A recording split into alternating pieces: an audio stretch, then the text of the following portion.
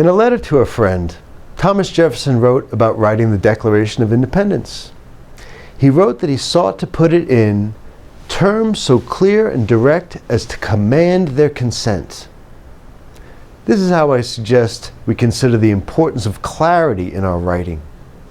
We want to write in such a way that the language is so clear, so direct, so understandable, and that the lines of reasoning are so solid that the reader, the reviewer, cannot help but understand and agree with the information, and to have confidence in the plan. Here are other ways to think about writing grant applications. Pretend that readers are only going to read the first sentence of each paragraph and nothing else. Will they get a sense of the overall superstructure of the proposal? For that matter, pretend that readers are only going to read subheadings and nothing else. Use manageable paragraphs, at least 4 or 5 per page, and at least 2 or 3 subheadings per page. Then there's the recipe analogy. Write the application like a recipe, assuming that someone else is going to have to carry out the work. Look to achieve that level of granularity in the details, with specific and measurable methods and outcomes.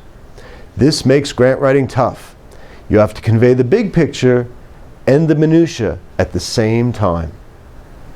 In that vein, remember that the NIH asks that you write for the intelligent non-expert, and many of your reviewers are experts in the field. You have to write the proposal for someone who is familiar with the state-of-the-art, cutting-edge knowledge, as well as for the intelligent non-expert.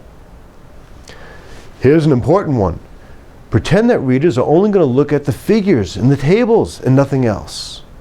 Will they get a sense of the aims, the significance, the innovation, and the approach through the figures and tables? I advocate at least 1 figure or table per page, including the specific aims page. Figures are not just for data. We have graphical representations of the aims and how they relate to the overall objective of the project, conceptual models, flow diagrams, decision algorithms, thinking trees, drawings, photos, mind maps. Tables can be used for literature reviews, the study and the main finding, or for timetables, for activities and milestones, and of course for data as well.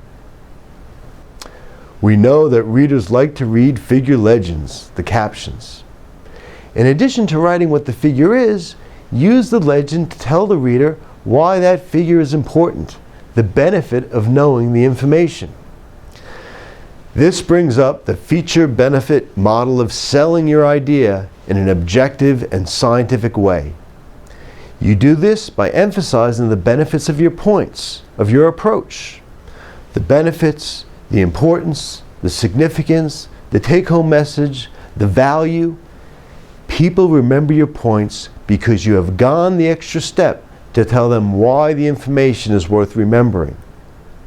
I claim that you can essentially frame about 30% of the sentences in your grant application so that they touch on the benefit of knowing the information.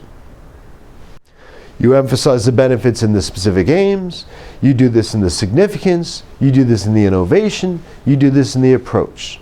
You do this as part of figure legends. You do this in the title of the grant application itself. You hit on the benefits of each of the features of your plan wherever appropriate. Now, I've been talking about the feature benefit for 22 years. And just last summer, we were visiting a family on the West Coast. The dad is an engineer and writes grant applications. And he taught me about the feature benefit proof model. Tell the point, hit on the benefit, and then give some proof or evidence to support it. The feature benefit proof model is a great one to consider for positioning your information in a scientific grant application.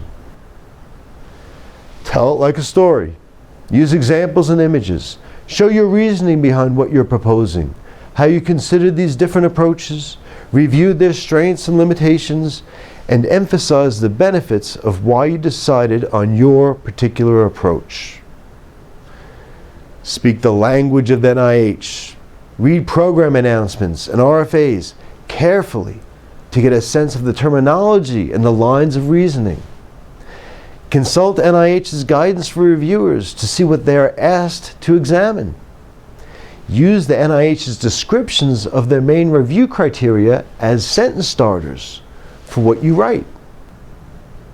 And use bullet points. Readers like lists. So I'll summarize with the list. In summary, use terms so clear and direct as to command their consent. Use manageable sentences and paragraphs. Use subheadings. Use tables and figures. Use figure legends. Use the feature benefit proof model. Tell the story. Address what is important for the reviewer and the funder, and speak the language of the reviewer and the funder. Best of success.